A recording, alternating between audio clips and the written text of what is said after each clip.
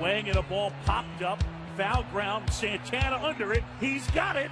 The Cleveland Indians have won the pennant. Cleveland, for the 6th time ever, you will have a World Series. Russell goes to minus one, over to first. The Cubs are going to the World Series. The Cubs win the pennant. Bear hugs, high fives, handshakes, laughter. What a great scene. Tonight is going to be fun. Our next guest is too. He's no stranger to these two teams facing off in the World Series. Back in 2006, he was drafted by the Indians in the 5th round. He was then traded to the Cubs. Then in 2011, he was traded to the Rays, where he played for current Cubs manager in Joe Maddon. We welcome Chris Archer to the show, who joins our own Stephen A. Smith in Cleveland ahead of tonight's World Series Game 1. Thank you so much for being with us, Chris. Stephen A., take it away, my friend.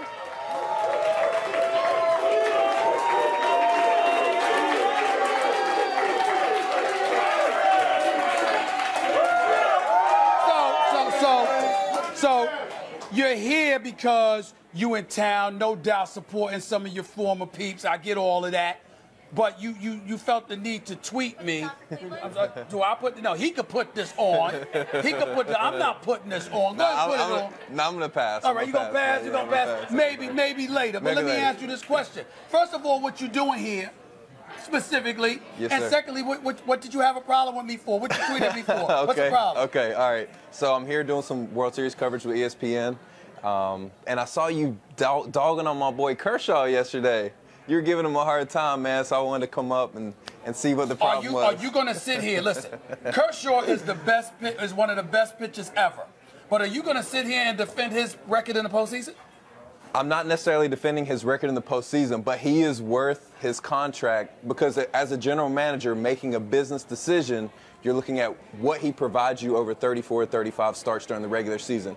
He's better than anybody in the world at that.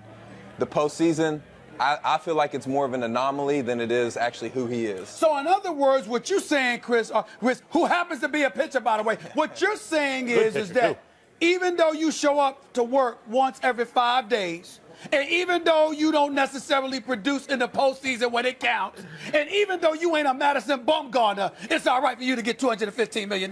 That contract is what the market dictates. Oh, so that's where we going. So that's where we going. Is right okay, about it's the market. Stephen A., Chris is right about that, but you Chris, would say Chris, that's a lot of anomalies in the postseason. At a certain point, you don't get infinite chances. Eventually, you have to be at least your normal self in the postseason, let alone elevate as Bumgarner does, as Mariano Rivera did, as Andrew Miller's doing right now. I know he's a relief pitcher, but still, Kershaw hasn't done that. You can't keep calling it an anomaly, can you? No. I see what you mean, and I think it's 5 or 6 games that have really skewed his numbers. He's had 6 or 7 great games as well. So I think we need to look a little bit deeper, a little bit beyond just strictly ERA.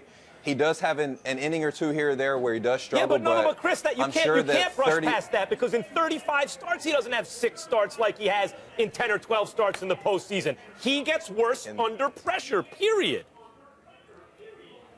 Right. So if you're a general manager, you're not putting him in your starting rotation for the playoffs. Is that what you're telling me? Of course I'm signing him to that contract. No doubt. I got him, Max. Don't worry. Here's the deal. See, that's real slick of you because nobody is saying that he's not in your starting rotation. What we're debating is whether a pitcher who doesn't produce under pressure in the postseason is worth $215 million. Your team would not even be in the postseason. How you know that? I'm sorry. Not true, Chris. Does San Francisco have? Does San Francisco have Clay Kershaw?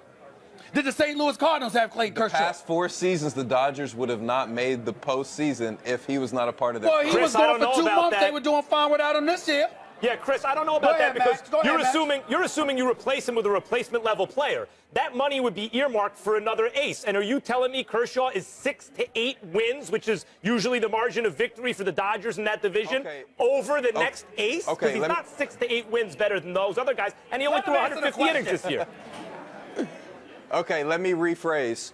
You don't know what you would get with someone else, but you know what you're going to get with him. You made it to the playoffs. Yep. He can be better in the playoffs, yes, but 30 other teams are going to take him and give him market value based on what he does in the regular season. Let me say this because I want to get to the Cubs and the Indians in this World Series. Yes, let me make this last point. When I think about Madison Bumgarner, here's what I think about. Here, take me to the promised land. It's the postseason. It's a championship on the line. I need you to do this. He's one of one. I can rely on that. If I can't rely on that from you, I ain't giving you $200 million. It's just that simple. Now let me get to the World Series. Okay, all right. Who you got? I like Cleveland. You know,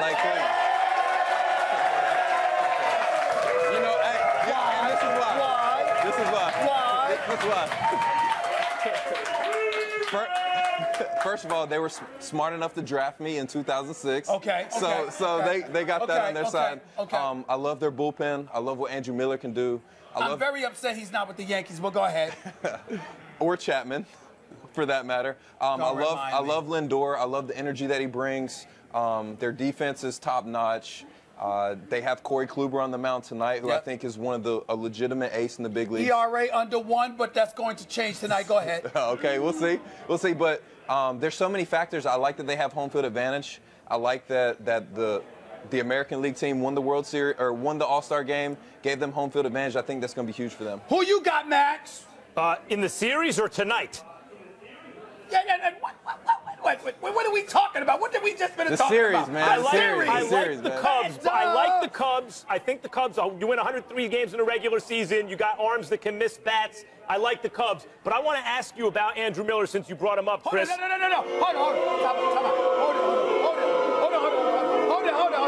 Hold it. Max Kellerman. Yeah. You said for the last several weeks you were taking the field. Yep. Now you're taking the Cubs? Right. The field is now one team. He's taking the easy route, man. He's taking the easy route. No. The field is now one team. When the field is 8 teams or 4 teams, I like the field. When the field is one team, I like the Cubs. You said the Cubs. By taking the field instead of the Cubs, you're saying under no circumstances are the Cubs going to win the World Series. No. Now you're saying they are going to win it. When the field turns to one team, I now like the Cubs. It proves my point, actually. Hey, Chris, let me ask you this, Chris. Who you got? Chris, wait a minute. Wait, no. I didn't get my prediction. Go ahead. I didn't get my prediction. You hear me get my prediction? Did you hear that? Ladies and gentlemen, I'm brave. I'm going with destiny. I got to go with the Cubs. What's wrong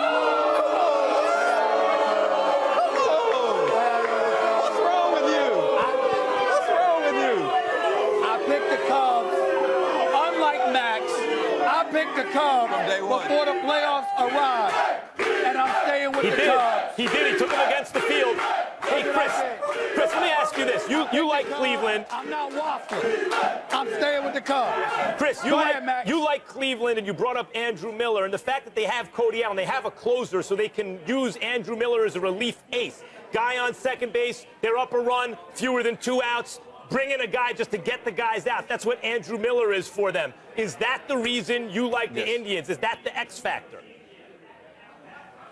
I think, yes, the X factor for me is the versatility of Andrew Miller. All the Indians have to do is get 15 outs. And then the game after that is pretty much on lock. Just like you've seen with the Royals in the past and with the other good playoff teams in the past, they have a lockdown bullpen. And I'm not saying that Chicago doesn't, but I feel like right now Chicago's the easy pick, and I'm going the hard route. I'm gonna give the show back to Molly. I'm gonna give the show back to Molly. What amazes me is that even though you both picked the Indians, you actually wanted to come on this show because of Kershaw. No, that's not it. And then Chris, I you want got to come smoked. on because I respect you, man. You know it. Chris, you came on the show to defend Kershaw and got smoked. No, I didn't get smoked, man. I didn't get smoked. You can pitch, though. It's all Chris love, Archer baby. can It's pitch. all love. Sign with the Yankees when you can, Chris. You do it better. It's okay. It's okay. Sign with the Yankees when you can, Chris. Chris, you brought it. Thank you so much for joining us here on First Take. To learn more about how you can help Chris help youth live, grow, and thrive, please go to archwayfoundation.com. He has a golf tournament coming up. Check that out. After the break, the issue of national anthem protests will be on the forefront with the NBA regular season opening tonight. What can we expect from NBA players during the anthem? Find out that next.